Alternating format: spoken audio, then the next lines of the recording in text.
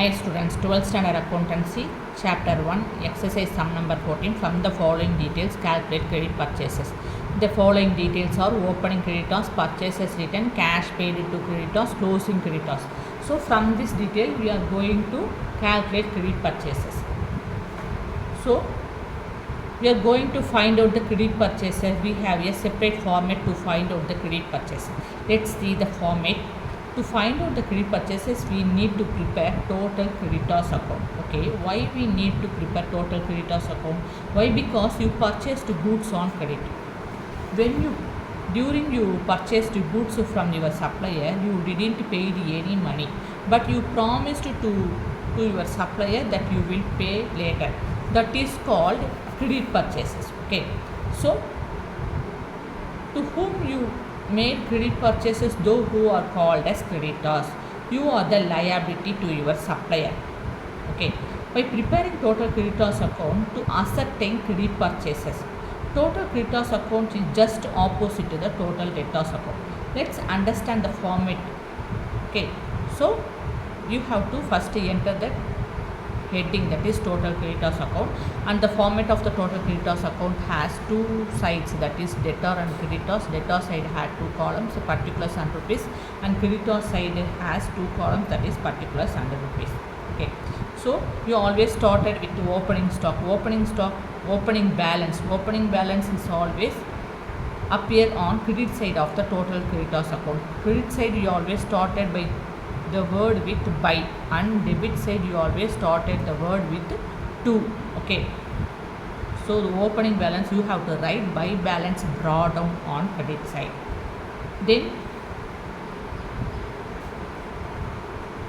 so as per the format, opening balance we have to enter it on credit side, and closing balance you have to enter on debit side at the end of the debit side. Okay, two balance carry down closing balance.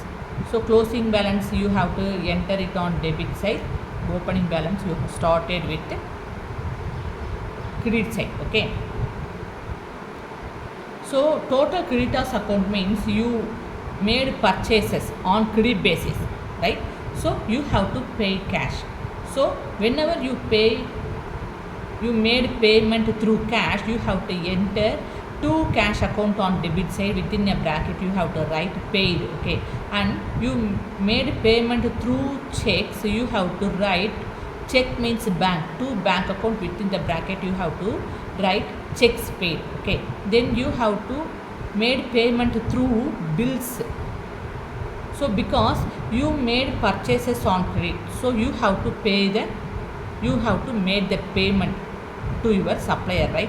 So you have to accept the bills. So bills accepted, you have to pay the bills. So you have to write to bills payable account, within the bracket you have to write bills accepted. Whenever you made payment through cash, you have to write to cash account. Whenever you made payment through checks, you have to write to bank account on debtor side. Whenever you made payment through bills, you have to write to bills payable on debtor side. So on debtor side you have to enter different payments what you made.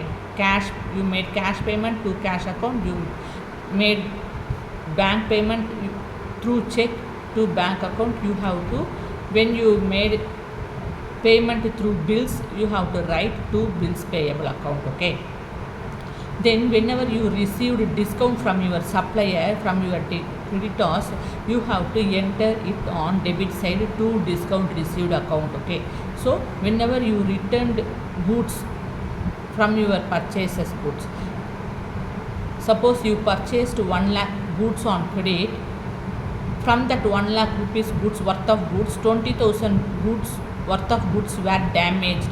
So that 20,000 rupees worth of goods you were returned to your creditors, to your suppliers. So that is called purchases returns account. You have to enter it on debit side. Okay, then finally you have to enter closing balance. So what are the items appear on debit side of the total creditors account? To cash account, to bank account, to bills payable, to bill discount received account, to purchases returned account, finally to balance, to closing balance carried down. Okay, On credit side, you have to enter opening balance. That means by balance drawdown. Then by bank account checks dishonored. Listen. For example, you purchased 1 lakh rupees on credit from your creditors, from your supplier. Okay, so you mentioned a particular date on next month, 20th on next month you will pay on 20th on next month. Okay, so you paid check dated on 20th for next month 1 lakh rupees. So on that particular date your supplier deposited that check into your bank account. That deposited check was dishonored, not cleared, not passed. Then the check was bounced. So the check's dishonored, you have to enter it by bank account on credit side. When the check was cleared, you have to enter it on debit side to bank account. Checks paid, but the checks was dishonored, you have to enter it on credit side by bank account. Okay, then similarly, when you mentioned that 1 lakh rupees on next particular date, 20th on next month in bills payable, that official document within your sign. So on that particular date you have keep 1 lakh rupees in your account, in your bank account. So on that date that bill was deposited in your bank, that bill was passed, then you have to enter it on credit side. The bills accepted. Okay, but that bill was dishonored on that particular date, so you have to enter it on by bills payable account dishonored on credit side.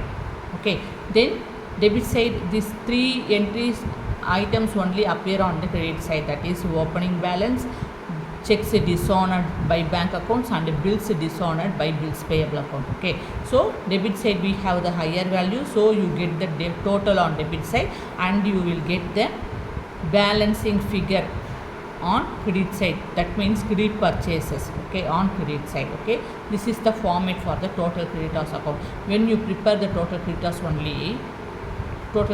accounts only, you can find out, you can calculate the credit purchases from total creditors account. So as per the total creditors account format, you have to identify the given items, given details, that is opening creditors goes to credit side of the total creditors account, purchases written debit side, cash paid debit side, and closing creditors means closing balance of the total creditors account goes to debit side. So before enter the given item into the total creditors account, we need to write the heading and the format of the total creditors account. That is, the heading is total creditors account. The format of the total creditors account has two sides, that is debtor and creditor. Debtor side we have two columns, that is particulars and rupees.